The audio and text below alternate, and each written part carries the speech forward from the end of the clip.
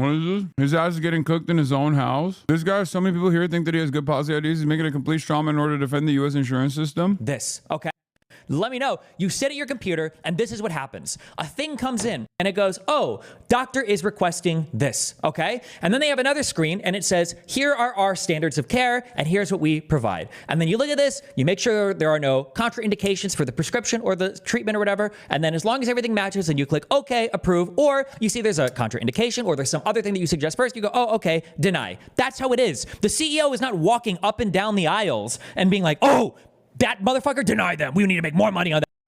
I oftentimes wonder, like, who this is for whenever I hear commentary like this, where I just don't understand it. Like, what's the purpose here? Because becoming a hyper-specific, ultra-autistic process guy in this situation doesn't change the dynamic, doesn't change the reception. It doesn't, like, people still have their claims denied, and the CEO in this situation is just a standalone figure that is signing off on all of those actions. He's at the tippy top. Okay? Like, this person didn't kill him because the CEO directly fucking immediately went into the fucking files and was like, deny that person's, like, back injury claims. Like, this is I think this is a part of what a lot of debate lords do, where they just, like, want to always be right, and they want to also always be contrarian. So when there isn't anything that you can grab onto, you just get, like, ultra specific. It's like, well, the CEO directly is not causing this. It's like, well, no, the CEO is responsible. That's why he gets paid the amount of money he gets paid. And yeah, the CEO signs off on it at the end of the day. He is basically the standalone figurehead for all of the wrong and maybe all of the right that the company is engaging in. The CEO is just as responsible for the deaths as Charles Manson is. He doesn't have to pull the trigger. But that's it. The difference between Charles Manson and the CEO, however, is that the CEO gets money off of making sure the profit margins stay at least 6%. Okay? But the process in which those profit margins get up to 6%, there are a shit ton of denials. Okay? There are a shit ton of denials.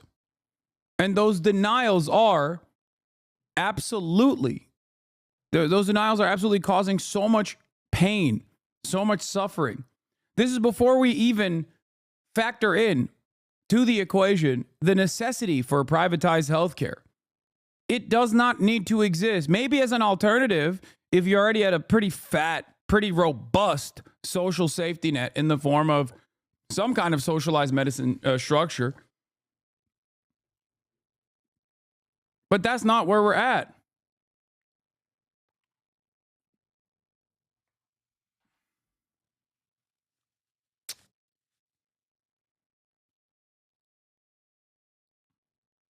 Just because the CEO is not directly engaging in this process doesn't change that reality.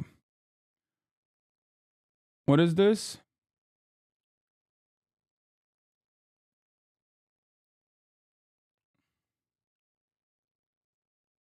What is this? I mean, Destiny is right. How can you speak on the insurance industry if you've never had someone who worked in the industry? Don't speak on it. You're right. My apologies. I had no idea how the insurance structure worked. You're right. I have to literally be someone who works in the insurance industry. It seems to me like you are someone who works in the insurance industry. And although you are a low-ranking employee, you somehow feel the pain of this CEO. I don't understand what the fuck's going on there. I am not a part of the Israeli occupying force, nor have I ever been a part of any sort of military structure, but I think I can offer decent analysis on all of the war crimes that the Israeli government is engaging in. I am not a chicken, but I know how to make a fucking scrambled egg. This is not a decent counter argument, chatter. This is yet another major issue that I have with debate lords, where they're just like bad. They're bad at arguing, but they think they're good at arguing. because they think that they can LARP like the person that they're watching. It's very strange. That is the dumbest fucking comment you can make. You're not talking to me, you're talking to him, right?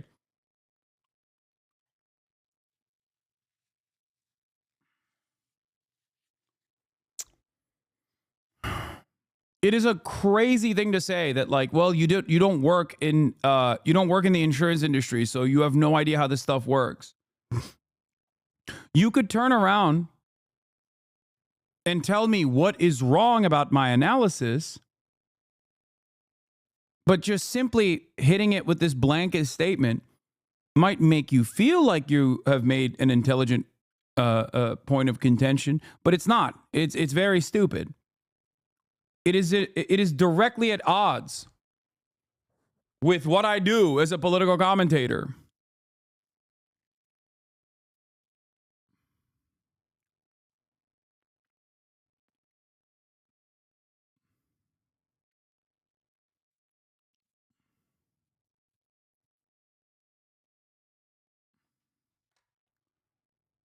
Insurance is just a collateralization of risk. Profit should not be a part of it at all. It kind of seems like what you're telling me is we should socialize it. Also, the irony here is this conversation. Like, the irony here is you think I have never talked to someone who works in the insurance industry when perhaps one of the people that DM me the most frequently is Warren Gunnels. Like, literally nonstop. Warren Gunnels is the Majority Staff Director for Health, Education, Labor, and Pensions Committee Chairman for Senator Bernie Sanders. Warren Gunnels, in his past at least, was an insurance executive. Like, literally. Perhaps the person who DMs me the most frequently.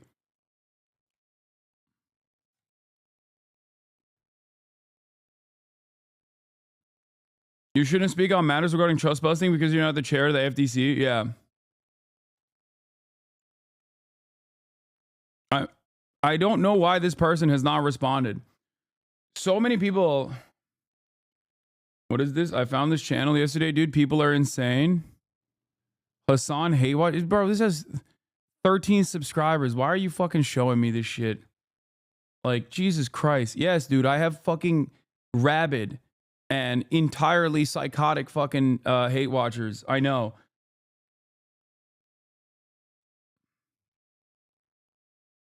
Some of them you can hear in the broadcast right now. They come in and they chime in and they chirp.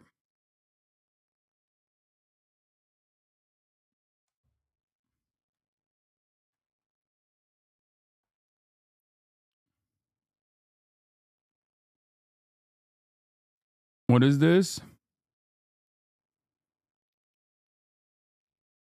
Balls in your court, Hasanabi. I'm so down. Oh, hell yeah. I'm down as fuck.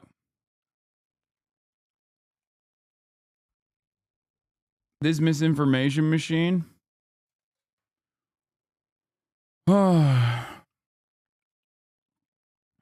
Anyway, let's continue with this take. Like, oh, today, guys, lottery day. If the person that you're approving or denying care for, if their name starts with the letter D, we deny today because D for denial, fuck them, making more money today. Or, guys, it's December. You want your Christmas bonuses? Highest denial server or highest denial worker gets a bonus, $40,000 on your paycheck. Like, this doesn't happen. The parts of these systems and the employees that work on.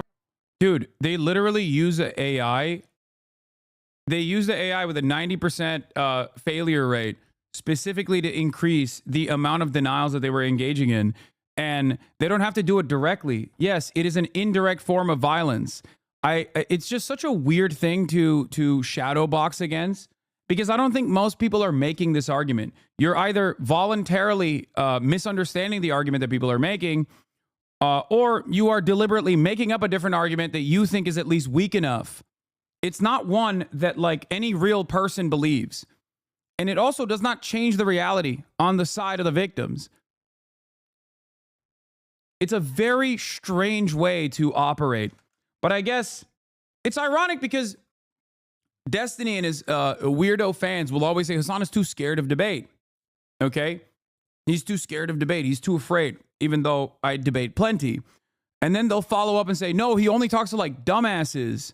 Dumbasses in his chat, which is ironic because he's calling his own fan base dumbasses, because most of those people that fucking chirp at me are usually coming from his fan base. But having said that, at least I'm like responding to a real person in my fucking chat.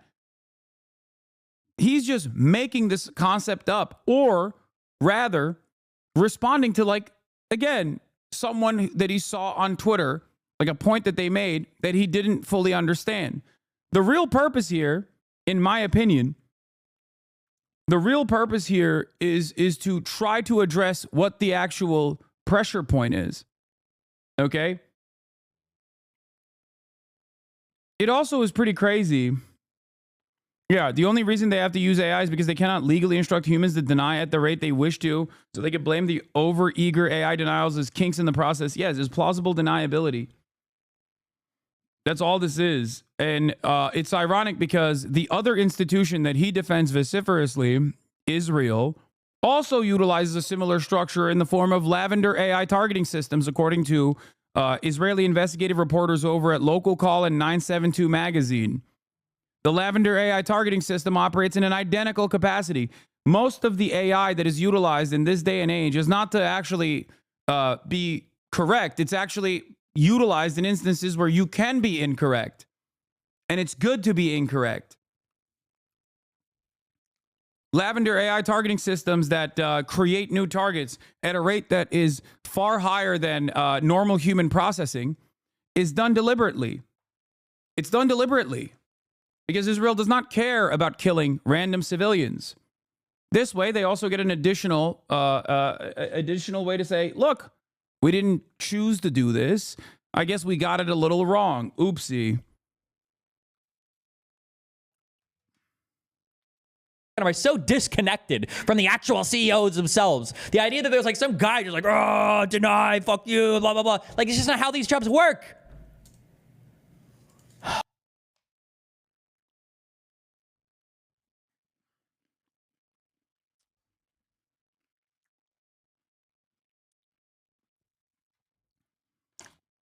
Who's saying that? I mean, I'm sure there's people that don't fully grasp it, but many people are using the CEO as a placeholder for the awfulness that they've experienced from the insurance industry. And I think the reality of the matter is, yes, the CEO is signing off on all of the fucking awful shit that the company is doing. That's why they get paid $10 million a year. This CEO did at least.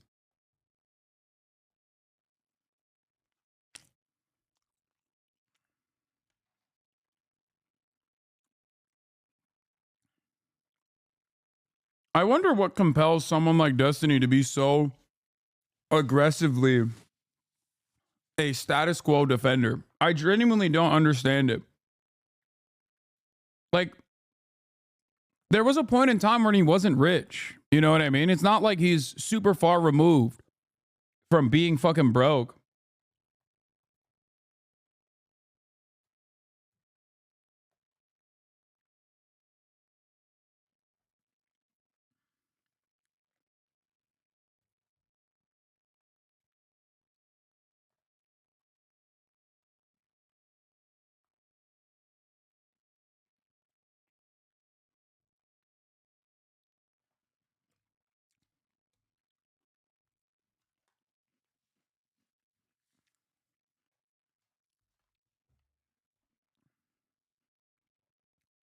He has no values or morals or ethics. He goes with a win. Yeah, no.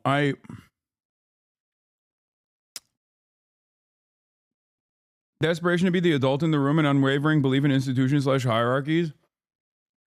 I know, but like, this isn't an adult-like attitude to have. This is actually an idealistic attitude to have. I'll explain. The American healthcare structure, the American for-profit healthcare structure is fundamentally busted, okay? It's the most expensive and it has some of the shittiest outcomes. It is not a system that needs to exist at all, but even in comparable countries where there are some, at least like gap covering private healthcare providers, they're still heavily regulated. They're far cheaper overall. It's a shitty mediator that does not need to exist, especially in the United States of America. It would be far cheaper to the American public if we had abolished it in its entirety. And if you work in the private healthcare system and you're like, well, Hasan, I'm going to lose my job. First of all, that's not even the case. Unless you are quite literally a CEO, you are most likely not in a replaceable position. You are ironically doing something that the government is still going to have to do, depending on whichever way we change the healthcare structure to be more ethical, or rather, I'll use a term that people care about, efficient.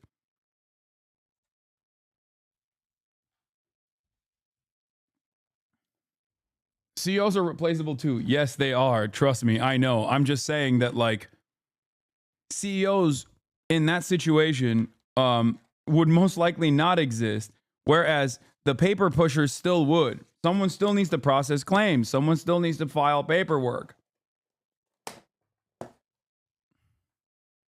So your job, regardless of the private or public structure, would most likely still exist, or at least some form of your job would still exist. The CEO's job, on the other hand, would not.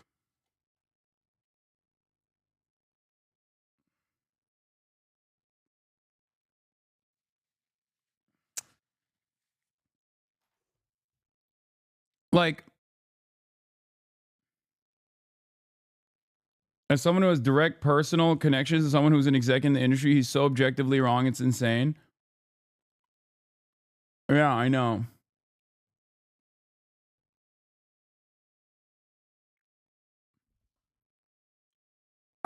It's just, I don't get it. Like, I don't understand why this is something that he chose to argue on.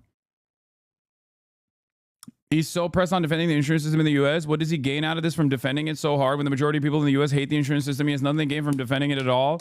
I have no clue. My guess is he likes being a contrarian. He also has some pretty terrible takes on Palestine lately. Probably. He and his community just like the debate. If Hasan was making this exact point, you can bet his fans will be on the other side. I like that random people know that, like, he just takes the contrarian position to whatever the fuck my opinion is.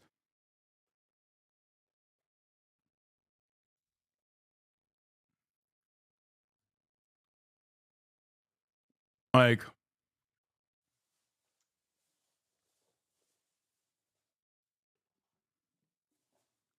I don't think that's the case.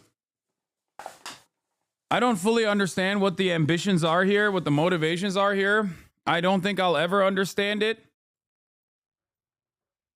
It is a very strange way to operate.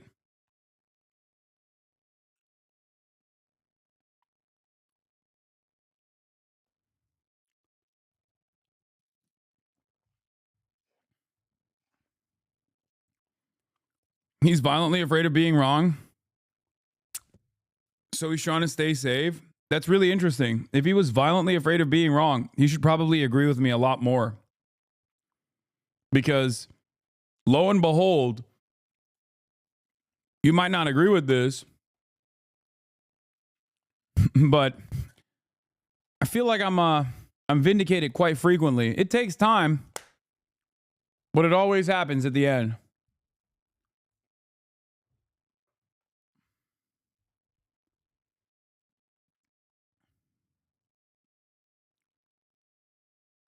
But yeah, he is just wrong in general. It's just how you make money. This is how private healthcare works.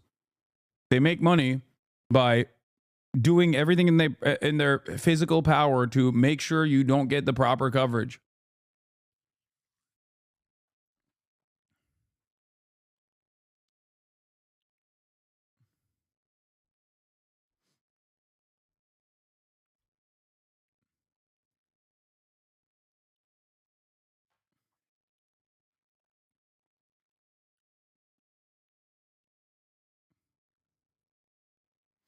Anyway, I've seen his fan claim he earned millions a month on Twitch only. That should make me laugh.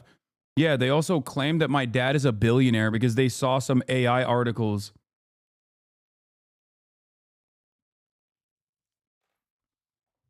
That, like I said, being pro-Israel after October 7, once again, you're just going to always have to hold that permanent L.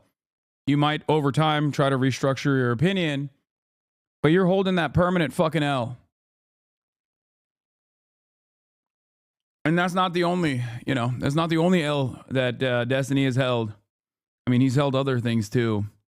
Potentially the hand of a Nazi and maybe some other stuff from a neo-Nazi, but I don't know.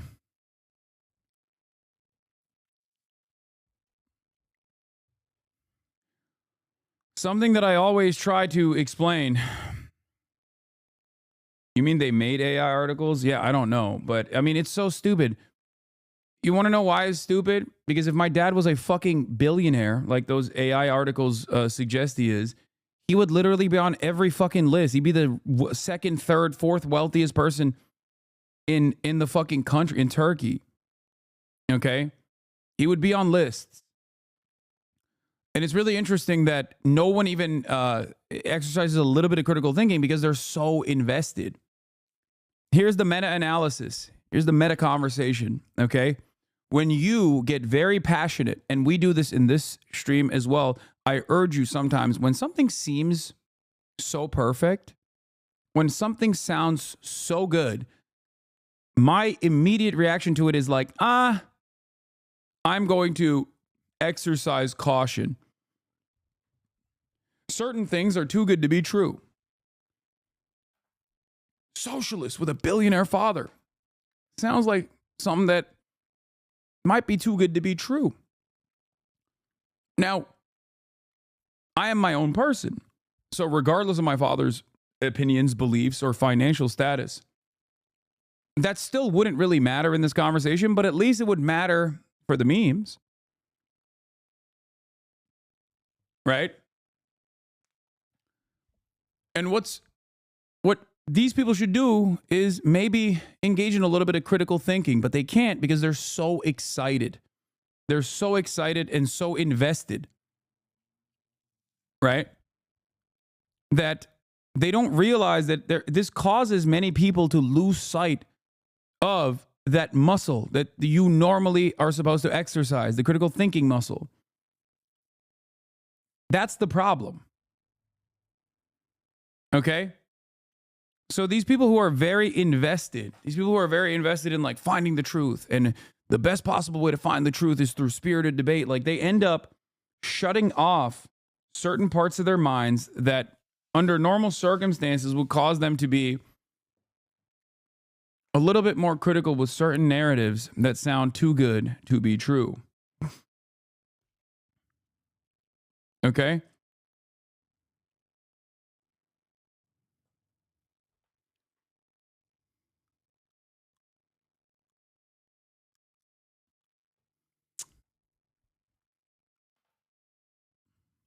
That's it. This is something that I talked to with Ta-Nehisi Coates about yesterday. With regards, the topic was in regards to Israel, but like, there's only so much that you can be wrong on until you just are wrong all the time and you are no longer interested in the truth whatsoever, and you find yourself seeking out conspiracies further and further. Okay?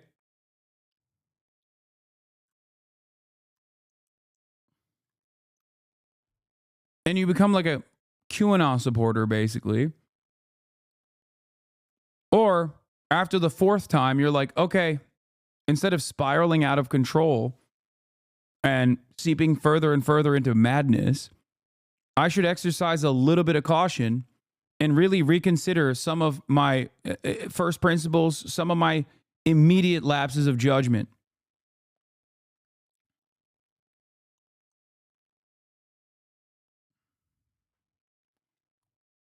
That is the problem.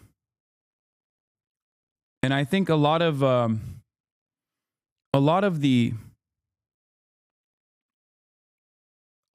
debate space in general is so hyper focused on being right and or at least like appearing right and defeating and humiliating your interlocutors in the marketplace of ideas,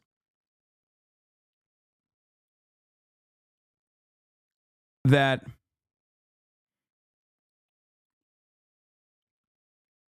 you just have no interest in finding out the truth at all.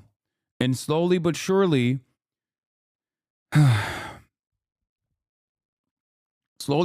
you go further and further into trafficking in falsehoods. Because as long as your in group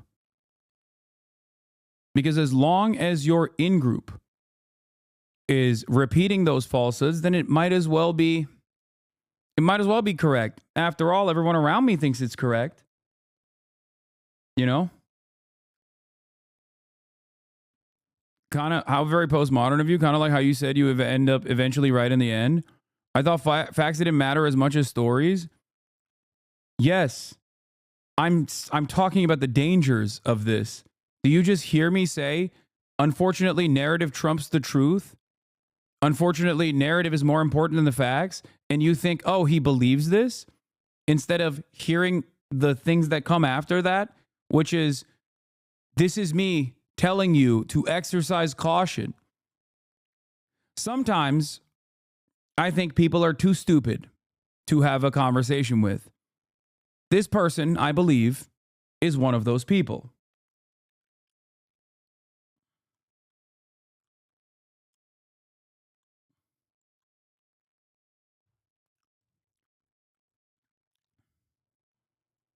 People go into... It's really, really interesting that people go into the debate space because they want to repeat what they think are intellectually sound arguments. Everyone wants to be smart. People in this community do it. I do it as well. Okay. Everyone wants to be smart. Everyone knows that maybe they're not that smart, but at least they want to appear smart. Okay. Now I recognize I'm a dumbass and I repeat it. I repeat that fact all the time. People in this community do it. People in Destiny's community do it. Everyone does it. People that read New York Times articles do it as well.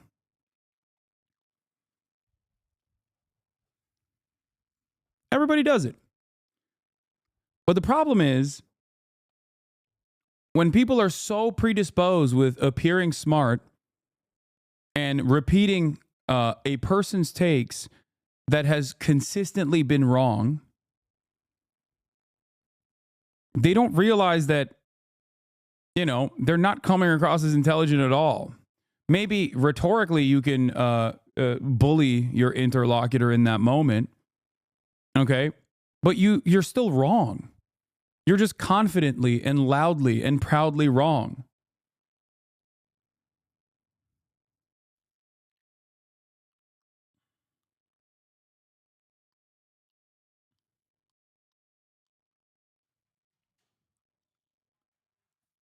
That's it.